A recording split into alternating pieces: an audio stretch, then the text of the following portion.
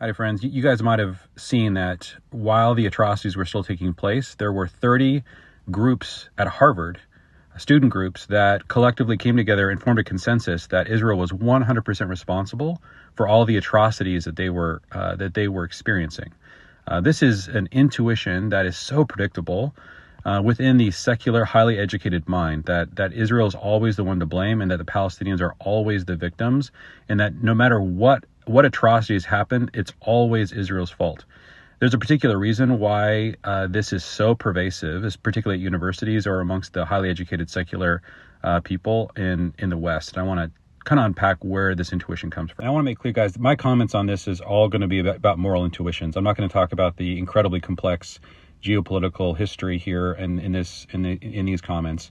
I agree with what Jonathan Haidt really puts out in his thesis, his incredible book called The Righteous Mind, where he talks about how we often start with a moral intuition and then we reason backwards from that moral intuition and look at all of the facts from the perspective of that intuition. I want to talk about where this moral intuition is coming from in the educated secular mind, because it's crazy that they were able to converge upon a consensus while the blood of babies was still warm in their beds from being murdered by Hamas.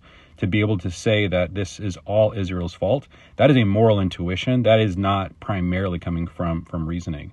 That level of consensus especially. So I want to talk about where that intuition comes from. There is a faith conviction that modern Western secular, highly educated people have about morality.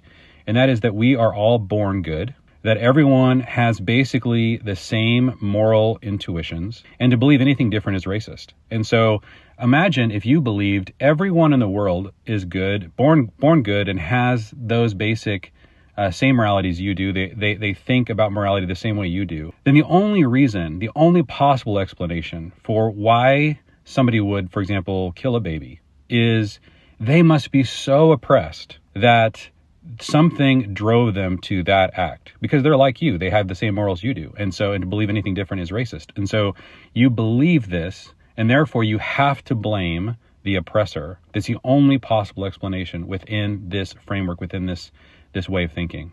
So I want to talk about what is the alternative to this way of thinking. So guys, another viewpoint, and one that I hold, is that while there are certain proclivities that we're born with about, for example, survival or, wanting to care for our young, things like that, most of our moral intuitions is actually content that's provided to us by our faith, by our culture, by the way we were raised, by different ideas about the nature of the world. And these primarily come from religions. And so this is a totally different way to view the world and how morality is created. And so we are all born and raised in a moral universe. We're all swimming in different ideas about the nature of morality. And oftentimes these modern Western secular people don't realize that they're swimming in a Judeo-Christian moral universe. They then universalize that and think that everyone is swimming in that universe.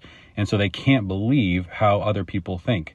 They don't have the ability to get outside of the water they're swimming in and see that there are other lakes, other waters, other ways to think. So guys, this secular ideology that equates all religion with culture, all culture with race, and therefore will call racist anyone who criticizes religious or moral beliefs from another culture. This is why they have to hold to this very strange notion that every person is essentially the same in their moral intuitions, because they cannot judge between these cultures. Any judging between cultures or religions, any time they would say this moral is superior to that moral, that's a racist judgment, okay?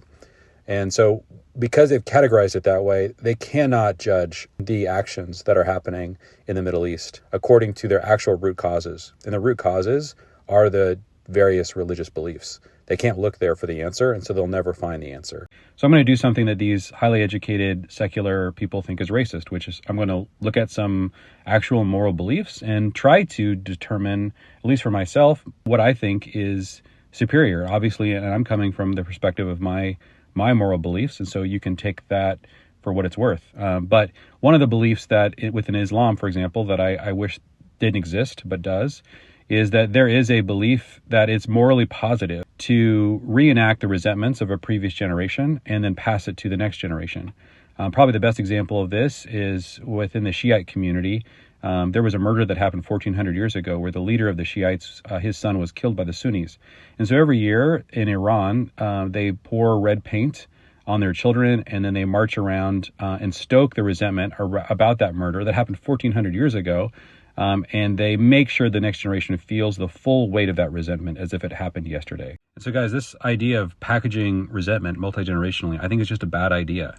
And so when people look at the 80 years of conflict between the Palestinians and the Israelis from a Judeo-Christian moral framework, they think this is craziness. Why can't they come up with some compromise? Why can't they forgive each other? Why can't they just learn to live in peace?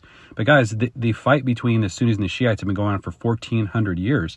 And this is just a small part of that, right? The reason why the Hamas attacked Israel was because Hamas is Iran's proxy. And Iran is terrified of an Israeli-Saudi alliance, because this would take away the one advantage they want, which is to be the only nuclear power in the Middle East. And if they make an alliance with the Israelis, who also are a nuclear power, this would cause huge problems. This is why the Saudis are pursuing this. So this really simplistic way of viewing these moral intuitions, that we all have the same moral intuitions, you have to understand how the Islamic mind thinks. And guys, this is why the worst idea you could ever believe that's going to cause this to perpetuate is to believe that all moral beliefs are equal, that they're all culturally relative, and that every